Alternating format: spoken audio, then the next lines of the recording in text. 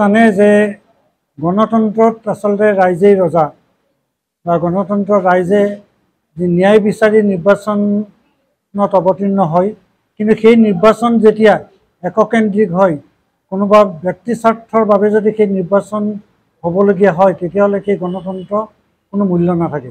তাৰ এটা জ্বলন্ত উদাহৰণ ৰাঙাপাৰাত ৯ নম্বৰ নামনিগাঁও গাঁও পঞ্চায়তৰ অধীনৰ ৯ নম্বৰ খণ্ডৰ ৰাইজৰ দলৰ প্ৰাৰ্থী আছিলে, ৰাইজৰ দলৰ সমৰ্থিত প্ৰাৰ্থী আছিল ৰিমজিন বৰা চৌধুৰী।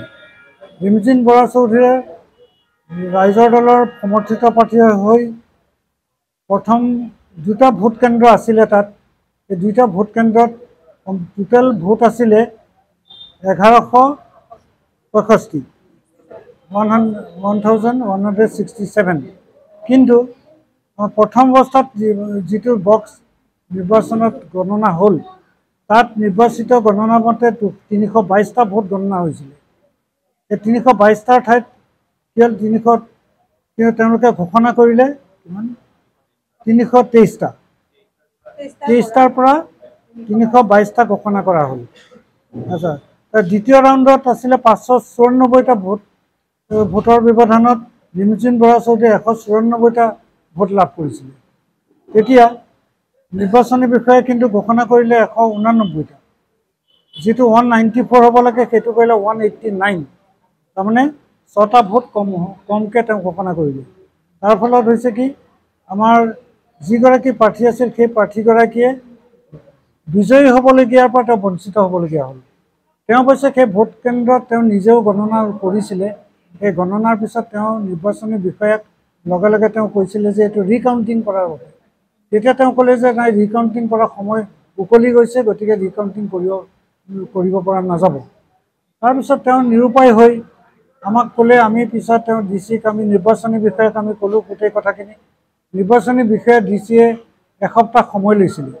এসপ্তাহ সময় উকলি যোৱাৰ পিছত আমি তেওঁক যেতিয়া কথাখিনি ক'লোঁ, তাৰপিছত তেওঁ ক'লে যে এতিয়া সময় উকলি গ'ল, যিহেতু ইলেকশ্যনৰ ৰিজাল্ট ঘোষণা কৰা হ'ল, গতিকে এইটো আমাৰ এখতিয়াৰৰ ভিতৰত নাই, গতিকে আপোনালোকে ন্যায়ালয়ৰ ব্যৱস্থাৰ দ্বাৰস্থ হ'ব লাগিব। গতিকে আমি তেজপুৰ ডিষ্ট্ৰিক্ট জাজ কোৰ্টত আমি এটা কেছ ফাইল কৰিছোঁ। তেওঁৰ কেছতে আমি ভাবিছোঁ ন্যায়ালয়ে আমাক ন্যায় দিব আৰু ৰিমজিন চৌধুৰীয়ে যি ভোটত বিজয়ী হ'বলগীয়া আছে সেই ভোটত নিশ্চয় তেওঁ বিজয়ী হ'ব বুলি আমি আশা ৰাখিছোঁ।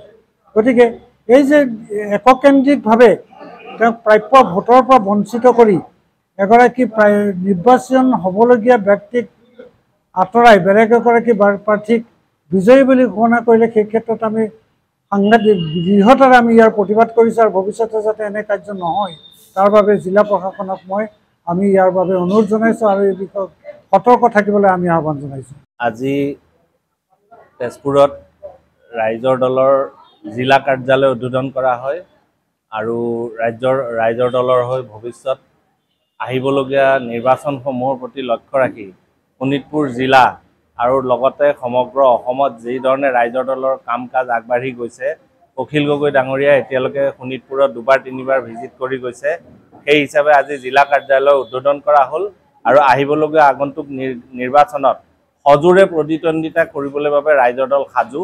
শোণিতপুৰ জিলাৰ পৰা শোণিতপুৰ জিলাৰ ভিতৰত 5টা সমষ্টিৰ পৰা ৰাইজ আহি ৰাইজৰ দলত যোগদান কৰা আৰম্ভ কৰিছে আৰু আমি বিভিন্ন কাৰ্যক্ৰমণিকা লৈছোঁ আগন্তুক ইলেকশ্যনক লক্ষ্য ৰাখি।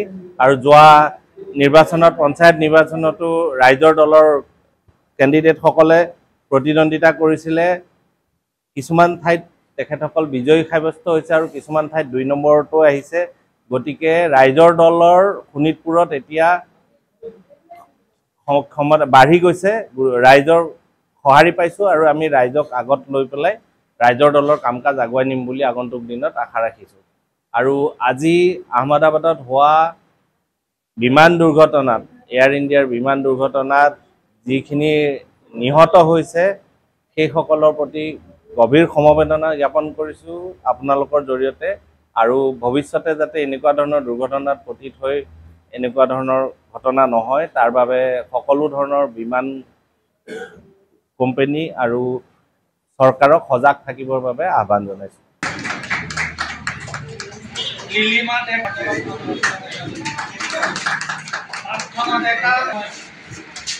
আজিৰ পৰা সকলো সদস্যই